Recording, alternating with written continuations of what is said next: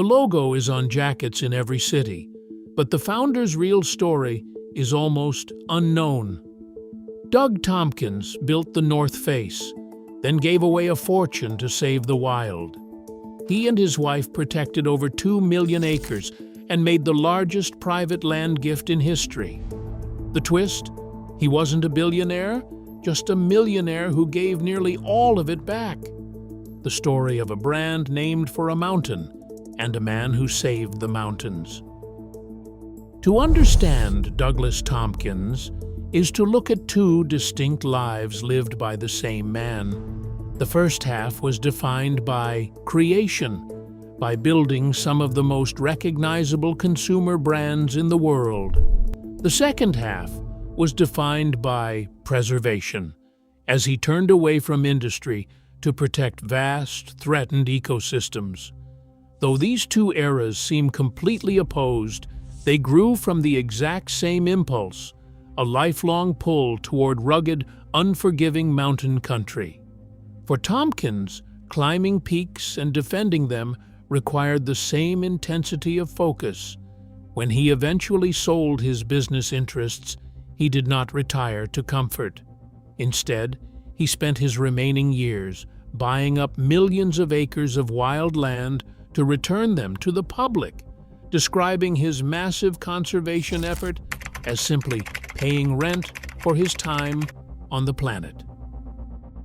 In October 1966, a small storefront opened at 308 Columbus Avenue in San Francisco's North Beach district.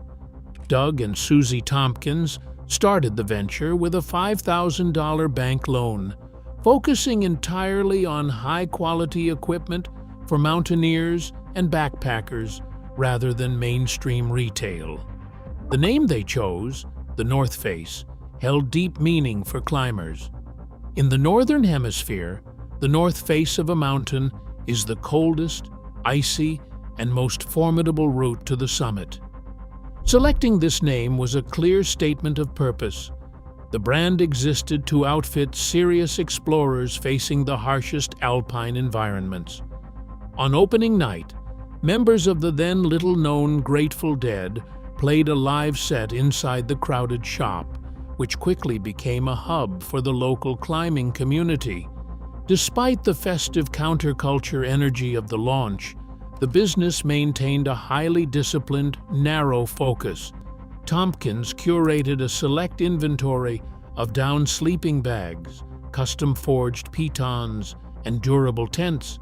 While the initial scale of the shop was incredibly small, the standards of performance were uncompromising, laying the groundwork for a brand defined by extreme utility. In 1968, only 2 years after opening the shop, Doug Tompkins sold his entire stake in the North Face for $50,000. He sought personal freedom and raw adventure over daily retail management. That same year, he loaded a white Ford Econoline van with surfboards, skis, and climbing gear and headed south on a 5,000-mile overland trip to Patagonia with his close friend Yvon Chouinard. Alongside 3 other companions, they called themselves the Fun Hogs. The 6-month expedition culminated in the 3rd ever ascent of Mount Fitzroy on December 20, 1968. To reach the summit, they endured fierce winds and spent 30 days living in ice caves, including 15 consecutive days trapped in their highest shelter. While Tompkins climbed in South America, the company he left behind expanded rapidly. The North Face moved past retail, manufacturing its own tents, sleeping bags, and specialized polar gear. The brand secured its place in climbing history by outfitting historic expeditions to the Karakoram Range, Mount Everest, and the first dog sledge traverse of Antarctica. Technical designs like the 1978 Sierra Parka and the 1988 Denali Fleece became standard equipment for explorers worldwide. But Tompkins was building a far larger fortune elsewhere. After returning to San Francisco, he and Susie co-founded Esprit, a casual clothing line that became a global fashion empire. By the late 1980s, Esprit was generating hundreds of millions of dollars in sales worldwide. Yet, as his wealth grew, Tompkins became uneasy with commercialism, believing he was producing goods that nobody actually needed. In 1990, he sold his Esprit shares for roughly $125 million. Though often mistaken for a billionaire, he was a multimillionaire who had accumulated a massive payout. At the absolute peak of his business success, he chose to walk away from industry forever, intending to use his fortune to pay his rent for his time on the planet, protecting the wild places that had shaped his life.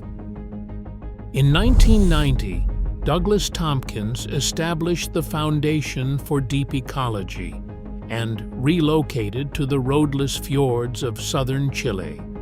Rather than seeking a quiet retirement, he began a massive campaign to buy and protect threatened ecosystems.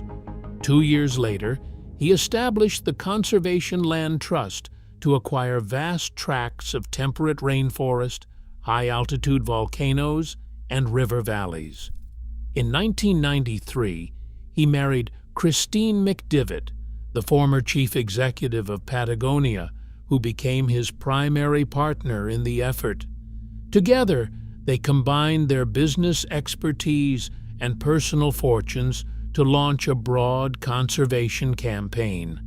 Over the next 2 decades, the couple purchased more than 2 million acres of private land across Chile and Argentina, becoming some of the largest private landowners on Earth. Their work went beyond simple land acquisition. Under the umbrella of Tompkins Conservation, they began a process of active restoration. They pulled down hundreds of miles of ranch fencing, removed livestock, and worked to bring back native species that had been absent for generations.